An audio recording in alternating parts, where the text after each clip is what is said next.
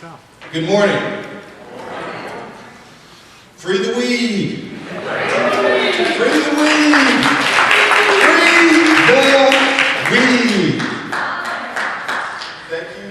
Thank you all again for coming to the second annual Southern Cannabis Reform Conference. Big round of applause for Sharon for opening up for us today. My name is Vincent Cheeks, and I am the Arts and Entertainment Liaison for Peachtree Normal. I started out as a volunteer and recently became a member. Today, our first panel, the topic will be the Activist Corner, an introduction to marijuana and how you can get involved in your community. Over the past 5 years, we've seen a big change in perception of how people view marijuana. Almost half the states have enacted some type of reform for marijuana laws. Even over in Italy, they just repealed their harsh marijuana laws, and they're set to release potentially 10,000 prisoners from their overcrowded jails due to marijuana. And even the most recent Gallup poll shows that 58% of Americans think that marijuana should be legalized. So, today we're going to discuss marijuana and how we can get involved in our community. On our panel, we have Sharon Ravert, the director of Peachtree Normal and Moms Marijuana. We have Jeremy Sharp, who is the founder of Students for Sensible Drug Policy at the University of North Georgia. And we also have James Bell, who is the director of Georgia Care, the Campaign for Access, Reform, and Education. Big round of applause for our panel, please.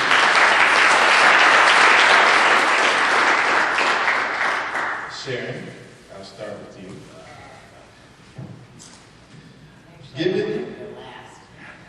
Okay, I'll give you that. You're my director. Okay, let the guys go first.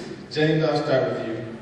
Given the statistics that I just stated, why do you think there's still such a heavy reluctance by the federal government to legalize marijuana? Well, after decades and decades of this policy of the war on drugs, it's kind of hard to change from that. Certainly there's a lot of legislation pending on the federal level. We actually have lobbyists and activists working in Washington, D.C. Washington, the city, the district of Washington, D.C. just decriminalized. So things are changing in this country slowly. One state, one district, one area at a time. Sometimes cities are changing the law. So, sometimes you got to sidestep the federal government and let the states do what they need to do, and that's to run their own business and determine what is crimes and what is not crimes. So, I'm not sure that the federal government's that important at this point. When we already have 20 states with some medical law, multiple states considering decriminalization, legalization in some form. So, one state, one area at a time is going to change. The federal government will just be left behind here, and I view it as some form of nullification of federal law. So at some point, hopefully, the feds will realize that the states are not going to play the game with them, and they're going to change their laws, and we're going to have a little more freedom in this country. Thank you, James. Now, Jeremy, for you, why do you think the federal government is so reluctant to legalize marijuana? I believe it's because we cannot patent marijuana. It's really hard to make money off it. Well, it's not hard to make money off it, but for a company to come in to be registered and have all the things, they can't hold a patent on it. Also, you've got a whole industrial complex, the prison industrial complex, set up and operating, making millions and millions of dollars off of arresting and prosecuting marijuana convictions. Thank you, sir. Ms. Sharon Ravert, why do you think the federal government is reluctant to legalize marijuana, given the shift in perception? With all the things I just said, I would say they're ignorant and they're mean. Here.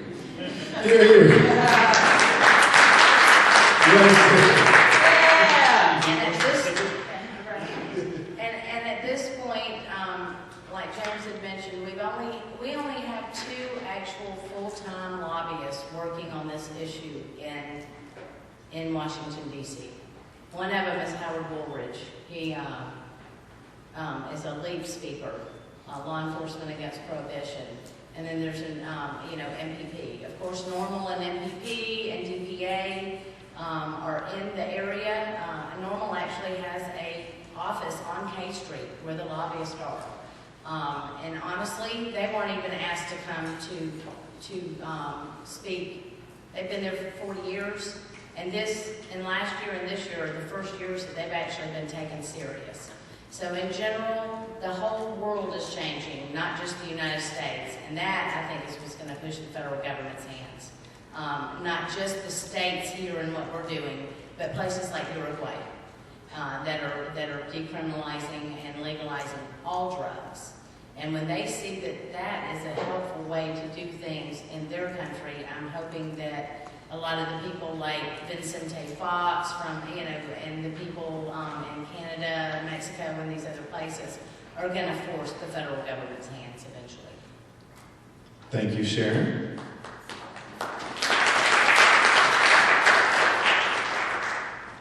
Question number 2 for the panel. Jeremy, I'll start with you this time. Again, given the shift in perception, what do you think should be the next stage in our fight to end marijuana prohibition? And how can we get more of the closeted marijuana smokers into the fight with us? I think the next stage in Georgia would definitely be decrim, as well as getting medical patients out to lobby for medical marijuana. I think all-out legalization in Georgia is a distant idea, but we do need to focus on small steps like decrim and medical here in Georgia. I think to get people out, we have to stand up and let them know it's okay for them to stand up for their views. I've heard Sharon say we need people to stand beside us. The more people we have standing beside us, the more CNN documentaries by Sanjay Gupta, the more polls. We need to make people feel comfortable, whether it's on Facebook or whatever. Support your views. Let other people know that this is how you feel and it's okay to feel that way, because there still is some animosity or a stigmata as being a marijuana activist. People in the South do view us as people that just want to legalize drugs and get high and suffer no consequences. In reality, we want to end the war on drugs. We want to stop all these arrests. So it's on us, the people that are here, to encourage other people to stand up and fight beside us. Thank you, Jeremy. James? Question was, what's next? Yes, what is the next stage, and how can we get more people to join the fight with us? Yeah, it's one thing to get cannabis consumers to come together and get busy and do something. It's another thing to go out and get people who simply support freedom and liberty in this country. There's a lot of people out there who don't use marijuana that support us also. And I think the next step is to continue building on the success that we've had, and that is building relationships and rapport with our lawmakers and continually to let them know that we're there. I mean, when Sharon did her press conference and there were 75 to 100 people standing behind her on the steps of the Capitol, that was a powerful message to our lawmakers, and it was really incredible scene there. So this is what we need more of. You're a part of this. You're here today. You're part of this movement, and we just need your help to continue what we're doing. People from all over the states are becoming involved. Activists in Savannah and Waycross and LJ, Augusta, and I'm sure you guys are probably from all the states. Some of you are from various other states. So we just need your help to continue doing what we're doing and keep pushing. Thank you, James. Sharon, what do you believe? One other thing, we need a couple of millionaires to come forward and help fund some of these projects. Please, if anyone knows any millionaires out there that are willing to back Peachtree Normal in and what we're fighting for, please let us know. Okay, Sharon, what do you think should be the next step towards legalization, and how can we get more people involved in the fight to end prohibition? What we've been doing so far is reaching out and educating the public. We've done a pretty good job on that, and we need to continue doing that. This past couple of years, we've also been educating our legislators, which is a huge part of it, because they're the ones that are going to be able to make the change. At this point, I see us having to reach out to our local law enforcement, our local teachers, the people that see the school-to-prison pipeline, your counselors in the area. And we're going to have to work each other, we're going to have at least 1 or 2 people in each county. That's all we really need, to step up and go talk to their local officials. We have to focus mainly at the Capitol, because obviously we can't go out and see 200 representatives in each of their areas. But the work that needs to be done from now until next year is the local level stuff, talking to your representatives, but not only them, talking to teachers and trying to get them on board. If you notice when we go through and work in legislative stuff, like the 911, I'll take that as an example, since we were involved in that to some degree. You don't only have to swap, one-on-one with the legislator. They want to hear from the DAs. They want to hear from the prosecuting attorneys. They want to hear from law enforcement and Rick Allen with the drug and narcotics, their views. And they can listen to me all day long. They want these people to sign off on bills like the 911 Good Samaritan Law, which pretty much decriminalize some forms of illegal drugs. But they got the okay. Jeremy went out and talked to those people. Those are the kind of people we need to be focusing on in the next 6 months, is our sheriffs and those types of people. And if you have any questions, we're going to start putting out, you can call James, myself, or Jeremy, anybody that's involved in any other group that's involved in this movement in Georgia, and we can help you write up letters or white paper, give you some talking points that you may want to go out and talk to people. But it's just reaching out. It's talking everywhere you go, and this is not as hard as it was when I got involved in it 7 years ago. You should have seen the looks I got in the Walmart when I brought marijuana up. Now, every single person on the radio and on the TV has been talking about this since December 31st, when legal marijuana sales started in Denver. It's been on our TV every single day. It's not hard to bring it up now. Talk to any and everybody that will listen. Come up with 2 or 3 talking points that you can get out in like 2 minutes. And I'm telling you, it'll start a conversation and it'll go from there. And that will help you to practice what you want to say to the people that we really need to get to. Thank you, Sharon. To sum up, we need to educate our friends. We need to educate the legislators. We need to find some millionaires. But the key thing, people, is educate, talk, educate, and talk. Those are my 2 questions for the panel. Now I'm going to open up to the floor. If you have any questions that you'd like to ask the panel, please stand up. Ma'am. I'd just like you to take it a couple of steps further and give us the ideas of the talking points that you think are important if we're going to do the talk. Okay. I guess it would be where you're coming from. For instance, Jeremy would talk more about how it's affecting college kids. If you're a patient, you're going to want to talk about how it would help you. If you're not a patient, you have someone in your family that can benefit. So it's so broad. There's so many different ways to tackle this. An individual consult would probably be better. Normal.org has a lot of talking points. MPP, Marijuana Policy Project. I tend to go where I know. I can talk about the money issue, and I know some about these things, but I focus in at the very beginning to start the conversation about the rape that happened to my daughter.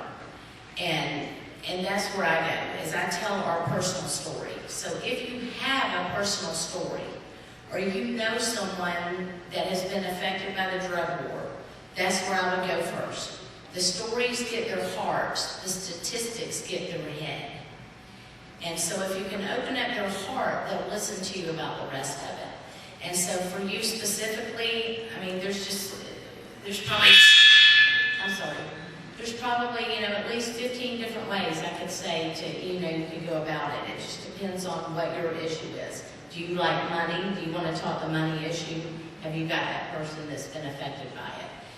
Did you have a brother with ALS, that has passed on? Those kind of stories get the door open. I don't know if that helped, but I'll be glad to talk to you afterwards. Also, do your homework on your legislators. If you are speaking to a legislator who represents farm interests, pursue the agricultural aspects to him. Or, human health service, chairwoman, or something like that. You want to do the medical aspects. So just keep in mind who you're talking to. When you do speak to the legislators at the Capitol, you have about 2 or 3 minutes. So you want to be brief, concise, to the point, firm handshake, looking directly in the eyes, and tell them your story. And, worst comes to worst is a lot of people are intimidated in talking to their legislators. They're just like you and I. They're no different. They were probably out getting drunk last night too. So they're people, and be respectful, be concise, and to the point. My talking point is we're not criminals, and get them to try to justify on people who points treated different than wine. Wine's cannabis is treated different than wine, and try to get them to justify it and think about it. Now, you're not going to convince everybody, but I think every time you talk to somebody, you plant the seed in their mind, and hopefully they'll think about that. You can't force it to happen. You just need to keep talking. There's a lot of people in this state, and I'm sure at some point we'll talk about some polling, but when 62% of likely voters in Georgia support decriminalization, it's the politicians who are out of step and out of touch with reality and what the people want. So they're still stuck in this decades of just say no, war on drugs. We need to let them know that the public doesn't think that way anymore. In the 1980s, during the Reagan days, 85% of Americans were willing to give up their constitutional rights to fight the war on drugs. Okay? That's the frenzy that the war on drugs got the American people in. The federal government tells us, they're going to go door to door. They're going to, stop this scourge. And so things have changed. So the momentum's on our side for sure. And we just need to keep pushing. And like I said, every one of you can play a role in that. I do things like write editorial letters. The AJC just asked me to do another 500 words about the medical bill that went through. So your local paper is looking for stories. I do a thing called, we want to start these protests. We want to go to courthouses. It takes a couple of people to go out and stand at your courthouse with some signs and a handout and just bring the attention to people going in and out of that courtroom, the lawyers and the defendants and the elected officials. They all need to know we're here and that we're involved. And it takes 2 people to go out and make a news story. Not everybody can go before the camera. So let's keep doing what we're doing. Keep pushing. Okay, thank you. Hold on, ma'am. I saw another question back here. But please ask me the question, and then I'll paraphrase it to the panel, and then they'll respond from there. Okay. I just had a question about the bill that I guess recently failed to get passed. I noticed that it seemed like it had a lot of support, and then there was like an add-on that I guess required insurance companies to cover children with autism. And so I guess my question was that add-on put on there because I guess you can assume that the medical marijuana bill has so much support that would just be able to get passed through, or was that something to sabotage? Because it seemed like the House would be against the whole forcing insurance to cover children with autism. So I was just wondering, was they doing that to help or hurt? Okay, so basically the question is, with House Bill 885 that just got shot down, There was a referendum added to the bill, and you want to know if the referendum was to sabotage the bill or help the bill? To sabotage the bill or to help the provision as far as insurance companies covering autism? Was it to sabotage the bill or help with the provisions for insurance companies? Both. I think that what it is political covert. And Renee Unterman has been working on she is the chair of the Health and Human Services Committee of the Senate. And when the House bill came over, it didn't have that amendment on it. She's been working on autism for 5 years now, this bill. It's very unpopular for the same reasons you just said. They don't want to force insurance companies to have to cover this. That's a nightmare. And we pretty much knew when it came on there it was probably not going through. I don't know if she did it. Well, the media's not here yet. I think she did it. Say it.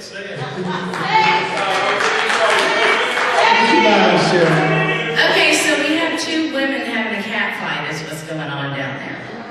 That's what it amounts to. It was Unterman versus Sharon Cooper, the Senate versus the House.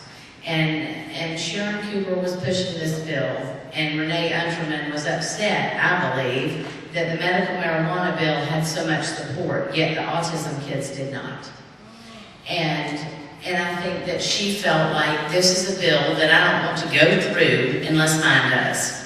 And so instead of helping part of the children in Georgia, she hurt all of them. And that's my comment. I think because we were so close to the bill, I think if you use the word sabotage, they call it holding it hostage. That is, you're trying to force a bill to pass that one house wants something, I want something, therefore I'm going to try to force you and hold it hostage. I think it goes on a lot with a lot of bills. We just happen to, we're still learning this process. Politically, it was, this is the way they play the game, and this is what happens. Quite frankly, we try to support the bill, we try to give advice on, this is House Bill 885. We try to give advice on what should have happened. They were reluctant, they didn't want to listen to us. Quite frankly, I'm glad the bill failed at this point, because it simply, all it allowed for was to allow these parents to smuggle cannabis oil into the state of Georgia and face federal prosecution. What a stupid concept of creating another black market. So let's get down to what it really did. That's exactly what it did. It didn't allow anybody legal access to anything, and certainly wasn't a medical marijuana bill. So, we applaud Alan Peaks, but, he's stubborn, he's hard-headed, and they need to come around to the issue that we got to have some cultivation, we got to have some form of dispensary, we got to have some form of immunity here, and we got to let doctors make these decisions, or better yet, let you make your own decision about what you're going to use for medicine.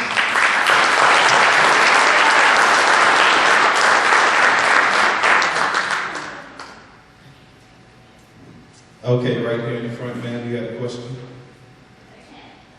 I have a couple of things to say. I am a MS patient. I suffer from severe back pain. I have brain damage. We came here to operate, and doctors want to put me on Oxycontin and Percocet, in order to function throughout my day. With that being said, when I take those things, I'm like, I can't. You high? Not even. I'm Blast? Anyway, so that's my main concern with that is because I'm struggling so hard in getting, the approval for this drug to be used. My question is, have we reached out to any of the other normals in the states where the drug has been passed legally and got any ideas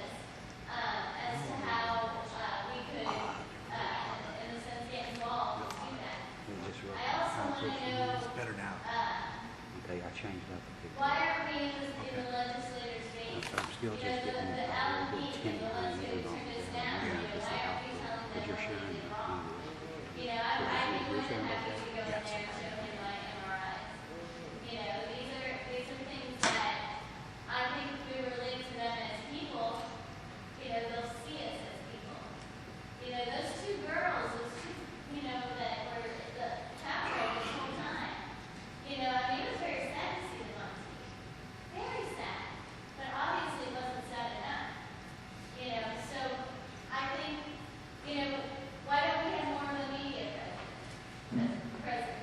You know, I emailed the night before the election, I emailed a letter to every single senator, to the all the news stations. I even sent one here requesting, and the news station, you know, called me back or emailed me back and said, you know, let me know. We'll see what we can do with this. I just want to know why we're not mad. Why are we not pissed off about it? I can only speak for myself, okay?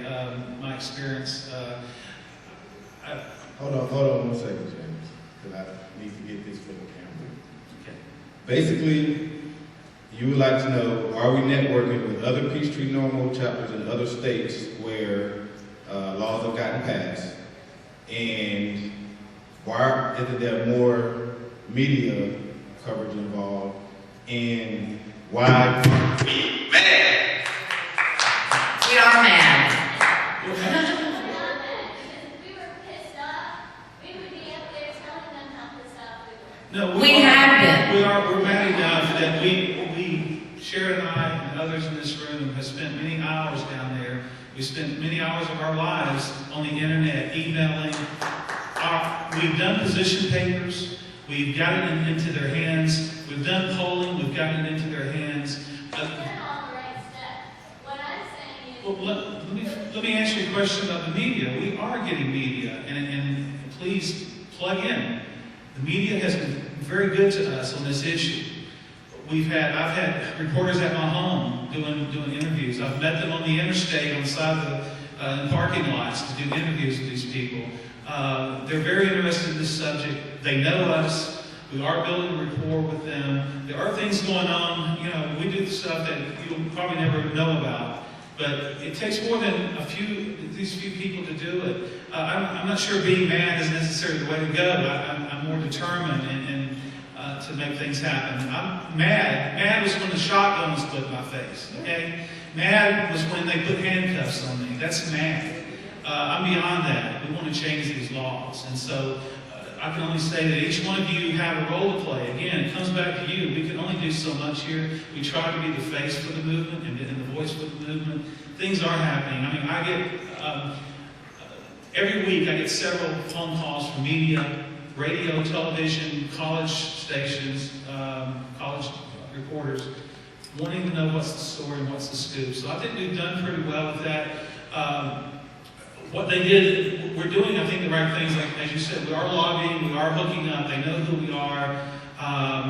If they want to quote on the cannabis issue, they know who to call. So please, we need more involvement, but maybe you in your hometown can contact your editor or your TV station or your, whatever the big news outlet is there, and contact them and put a face to the issue. Tell them the story. If you want to do a rally in your town, let's do a rally and generate some news stories.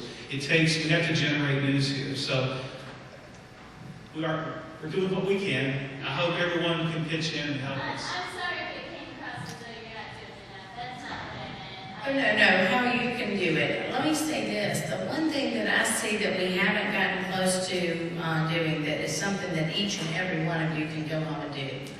And that's write some op-eds.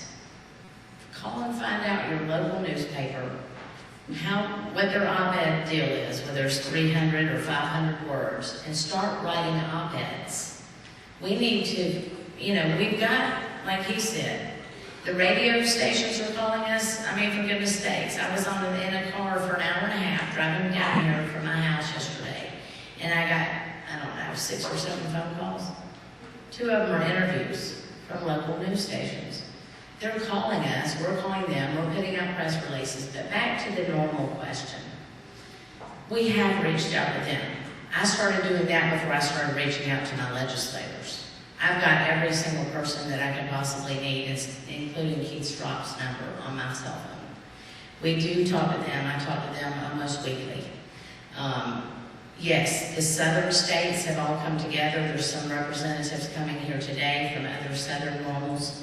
That was my thing. I traveled around the United States with the help of my husband and his checkbook for the past 2 years. I've been to Denver 5 or 6 times. That's where they legalized it. That's what I want to know. I've been to Seattle. I've been to Boston, to the Boston Freedom Rally. I went out there as well, not just to get help from them, but to wake up America that the Bible Belt is in this now. And to try and get help from them. And I don't know if you recognize, if you've seen it or not, but I made High Times this week. Thank you, Russ. And he, at the very end, said, if you want to put some money somewhere, put it in Georgia. So hopefully we'll be getting some money coming in here pretty soon. And that is another thing that we're doing, is going out to the Cannabis stuff. We're going to be working the normal table there. I'll be working the normal Women's Alliance table. And my daughter and I are going out for 10 solid days to go talk to some money people. I was going to say fundraising. Yes. I'd also like to comment. Cannabis sells. So when you are reaching out to your local newspapers, we've had a lot of success. I think on Monday I'll have an article in Gainesville Times, so that'll make 6 articles in the last 2 months. Granted, that's with Good Samaritan policies and stuff like that, but all it took was me calling up there with a pitch. A medical patient who's fighting for their rights will sell newspapers. So let that be encouragement. In terms of what SSDP does, Students for Sensible Drug Policy, we're connected with 240 chapters in 8 countries. All of us carry national and international connections. And it's just a matter of utilizing them at the right time. In some aspects we do. Granted, different states have different things going on, different countries have different policies towards things, but the overall objective is the same for our organization. Let me add something about, I was joking about the millionaires, but I'm serious about this. That movements need money, and I know everybody gives what they can give, and you need to help normal. You need to help the organizations that are trying to help you and help change these laws. And I know you give what you can give, but here's the other part: is there's people out there who, all over this country, who are making lots of money and who have experienced a little bit of freedom and legalization, etc. So hopefully, we need to seek out people who can donate. Understand, we've had a small budget to work with, and we're volunteers. At some point, we have to move up. We have to become professional about what we're doing. We have to pay our way, and we have to have, opportunities to reach out like every other campaign out there does. And you know what it takes. So, keep that in mind. How can you raise funds? Can you do, I don't know. I'm not a fundraiser. I wish we did fundraisers. I'd give you 50% of anything you bring to the table. We need cash.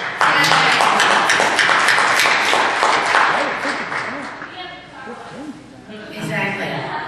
Why don't we all just pull out everything out of our attic and donate 50% of the proceeds of our garage sales this summer? Find that one millionaire or that one organization or that one thing that, $10,000 is going to be a lot with printing our literature, with getting our campaigns together, and to do things that we can't do right now. And, if we had 10 times the resources we had, we'd be 10 times closer to where we need to be. So think about that. Anybody know Ted Turner?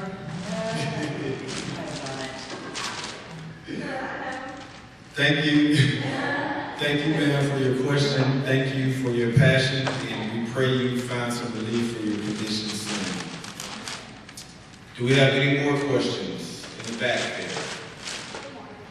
Good morning.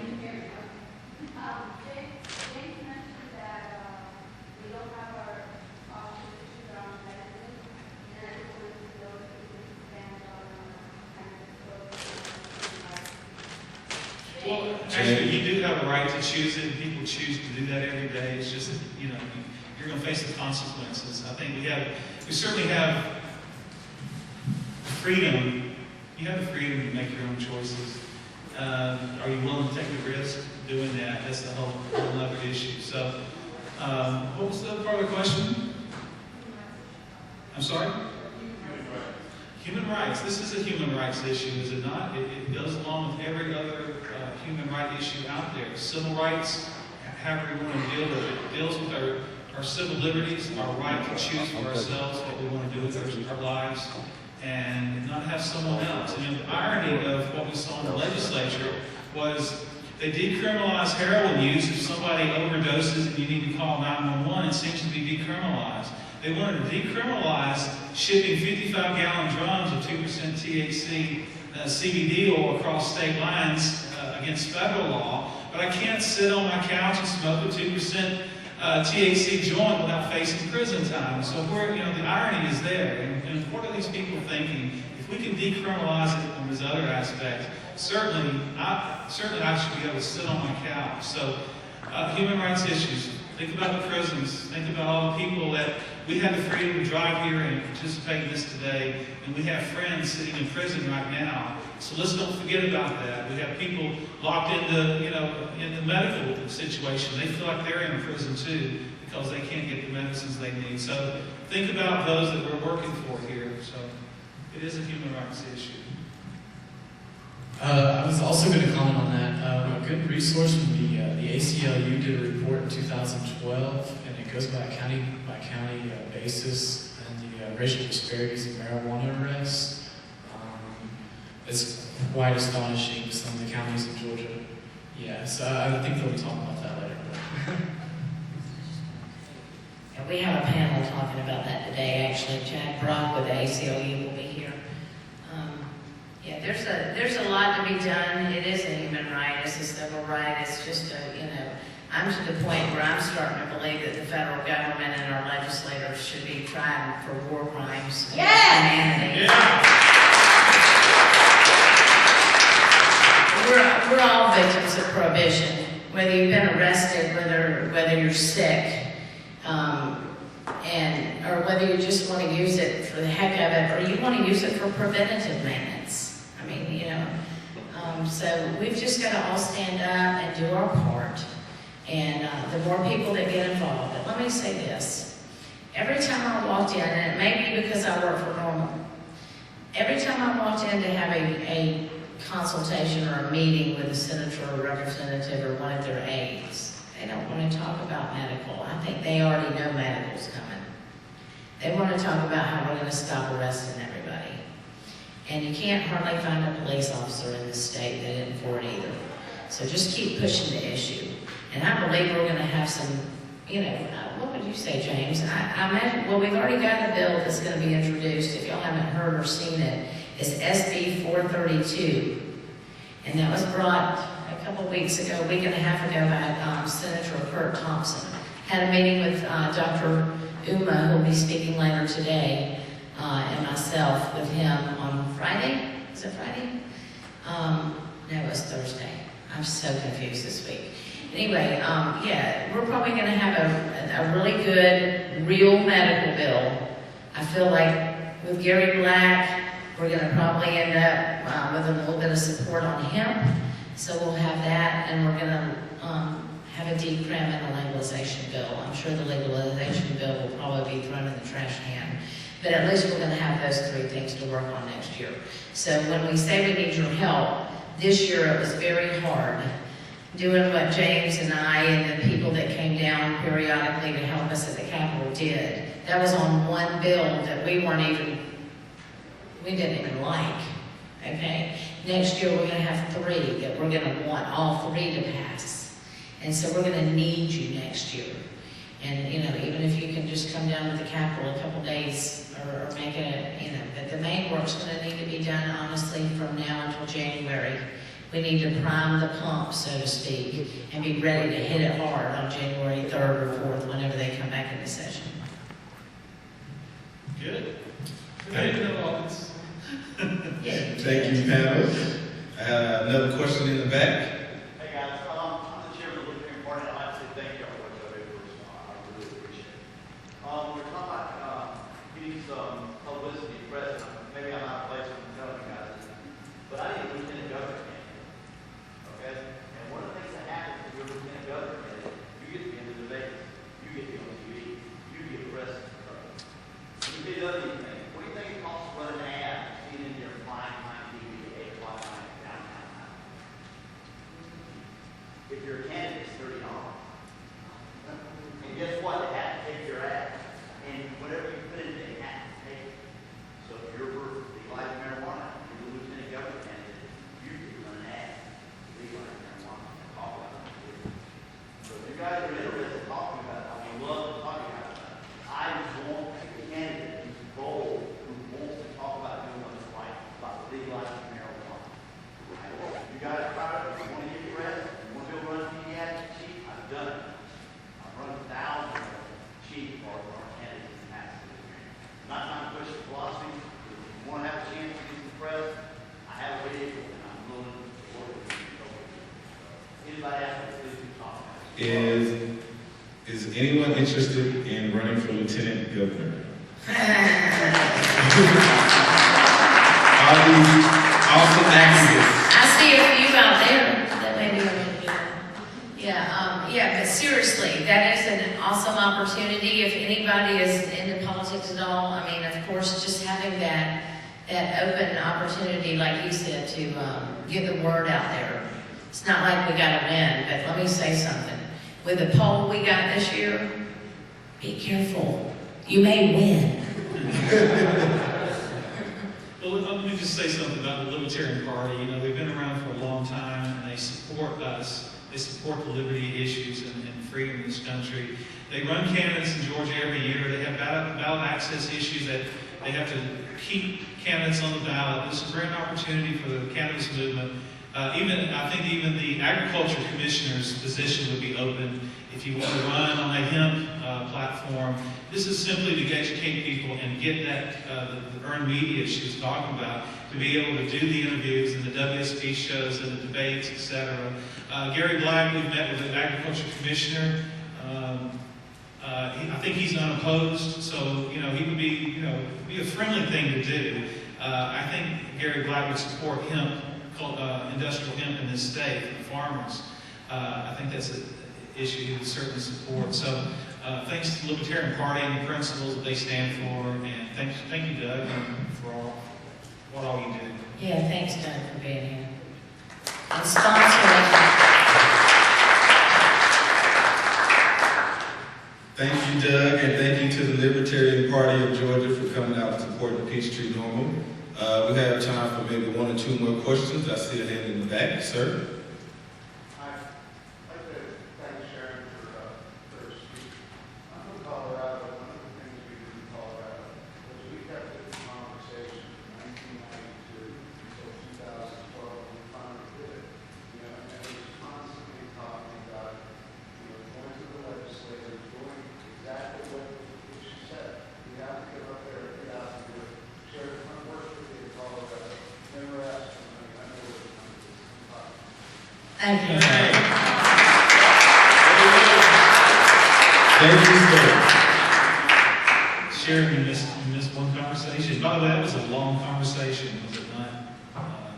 To move that legislation. No, Yeah, 10 years. Yeah, 10 years. It's a long conversation. So, you know, let's be patient but persistent with what we're doing here. It's not going to happen overnight, so we'll just keep pushing. Thanks for that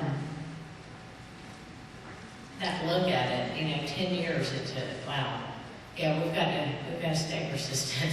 We've got a long But thank you to Colorado, by the way, because y'all have really started the ball rolling all over this country. Thank you.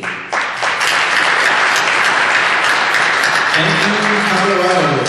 Thank you for joining us today, sir. I saw another hand in the back over here.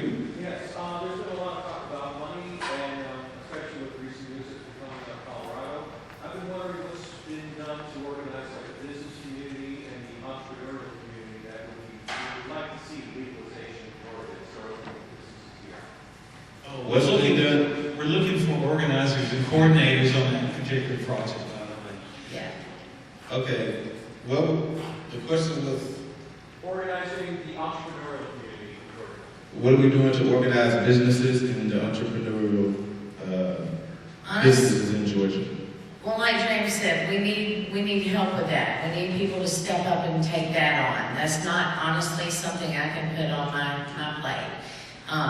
Keep in mind that all of us up here are either students full-time or we work full-time. I own a business as well. It's not doing real great right now because I've been busy.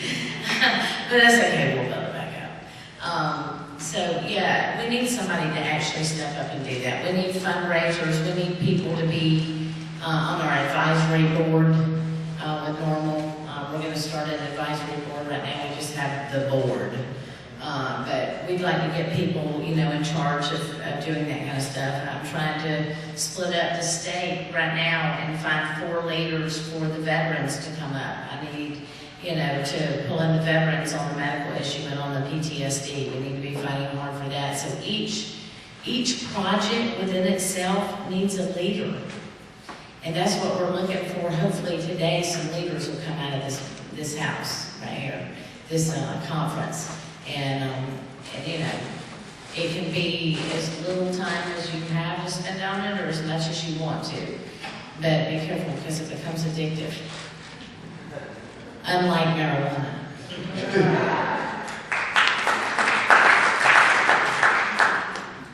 Yes, ma'am. Yes, I just wanted to answer this question as well.